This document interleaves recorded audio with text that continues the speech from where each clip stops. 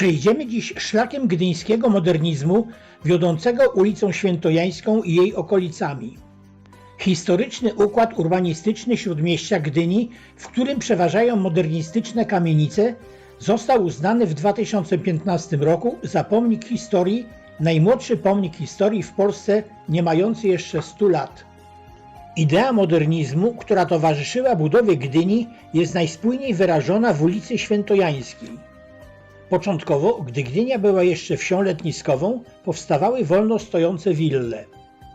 Pierwsze kamienice budowane w połowie lat 20. miały jeszcze styl historyzujący, tradycyjny. Ta kamienica ma wystające balkony, tympanon i mansardowy dach.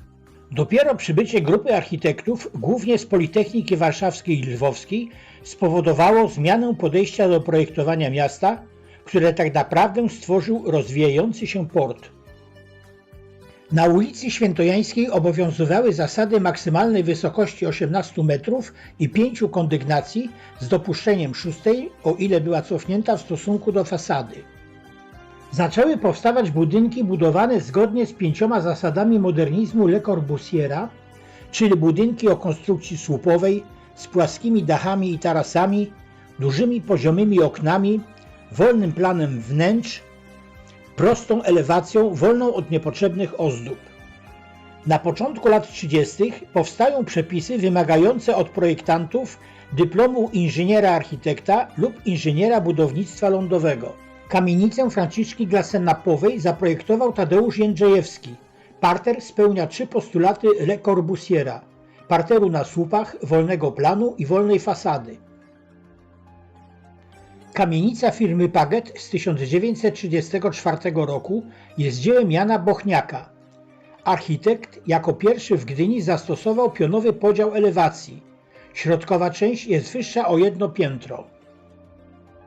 Ta luksusowa kamienica róg Armii Krajowej i Placu Grunwaldzkiego to druga realizacja z 1936 roku Zbigniewa Kupca, który zaprojektował około 40 budynków mieszkalnych i użyteczności publicznej.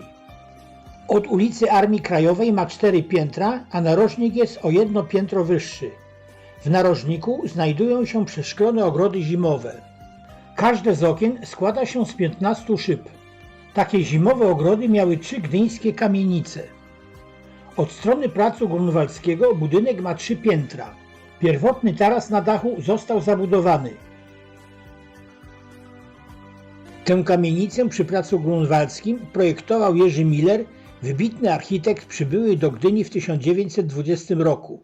Zrealizował 10 projektów. Kamienica została zbudowana do marca 1936 roku. W 2013 roku czołowa trójmiejska pracownia Wolski Architekci zaprojektowała 2 budynki mieszkalne nawiązujące do gdyńskiego modernizmu. Oba budynki wypełniły częściowo skwer imienia tajnego chówca harcerzy od strony ulicy Świętojańskiej. Powstał tu hotel, luksusowe apartamenty oraz powierzchnie zaprojektowane z myślą o usługach i biznesie.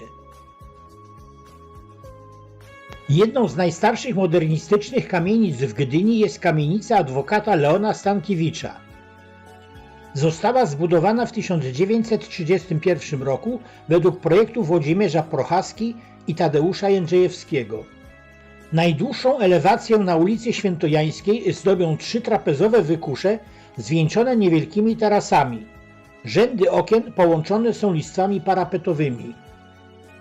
Drzwi odtworzono według przedwojennego projektu.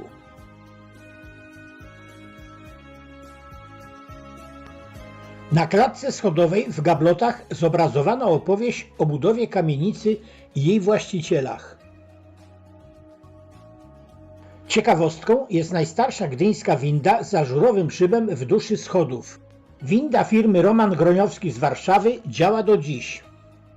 Narożną kamienicę Orłowskich, zbudowaną w 1936 roku, zaprojektował Zbigniew Kupiec.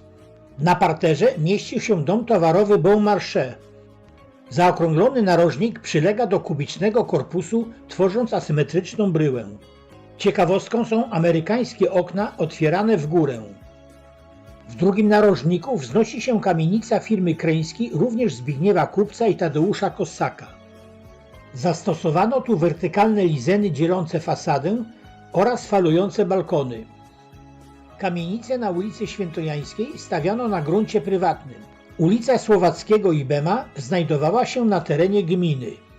Tu obowiązywała wysokość 15 metrów przy tych samych kondygnacjach, przez co były one nieco niższe. Te kamienice, wznoszone od 1935 roku, projektował architekt Stanisław Ziołowski, współpracujący ze Zbigniewem Kupcem. Projekt tej kamienicy dla bydgoskiego inwestora wykonał bliżej nieznany Popałko, ale zatwierdził Zbigniew Kupiec. Powstała kamienica z balkonami we wnękach i rowkowanymi obramieniami okien. Należy tu wspomnieć, że maksymalna szerokość tych kamienic mogła wynosić 18 metrów.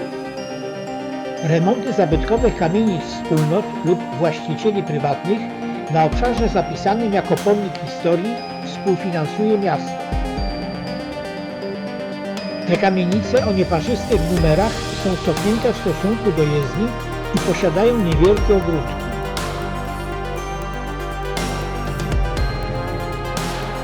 Kamienica przy ulicy Bema 5 została zbudowana w 1937 roku dla Tekli Buchholz jako kamienica czynszowa.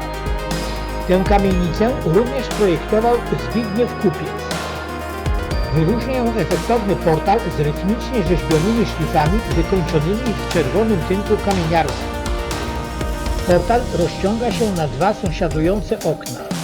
Pozostałe okna są dodatkowo obramowane czerwonym piaskowcem z Gór Świętokrzyskich. Willa Szczęść Boże została zbudowana w 1928 roku, gdy Gdynia rozwijała się jeszcze jako wieś letniskowa. Jest unikatowym obiektem w ścisłym centrum miasta, zabudowanym głównie kamienicami. Do niedawna mocno zniszczona, dziś jest już częściowo wyremontowana. Oprócz inwestycji prywatnych inwestowano również w budynki państwowe. Przykładem takiej inwestycji są budynki mieszkalne Zakładu Ubezpieczeń Społecznych przy ulicy Bema. Zachowało się tu nawet przedwojenne ogrodzenie. Budowa domów mieszkalnych była formą zabezpieczenia nadwyżek finansowych ZUS-u. Z drugiej strony w latach 50. wybudowano 2 bloki wojskowe. Ich projektantem był Jerzy Poznański. Budynki są zwrócone do siebie wystającymi klatkami schodowymi prowadzącymi na galerię. Dzisiejszy spacer kończymy przy Urzędzie Miejskim. Jednym z najciekawszych projektów architektonicznych jest budynek zbudowany w latach 1936-37 dla mecenasa Antoniego Gończyka-Blocha i architekta Leona Mazalona, współautora projektu wraz ze Stefanem Kozińskim. Na południowej elewacji znajdują się jakby przyklejone falujące balkoniki. Jasna fasada odbija światło i jest pełna światłocienia. Zaokrąglony i przeszklony narożnik z przeznaczeniem na ogrody zimowe nadaje kamienicy prestiżu i nowoczesności. Projektantem komisariatu rządu, dziś Urzędu Miasta, był Jerzy Miller, który zastosował tu wertykalny układ kompozycyjny. Aleja Piłsudskiego wyznacza granicę zabytkowego śródmieścia Gdyni.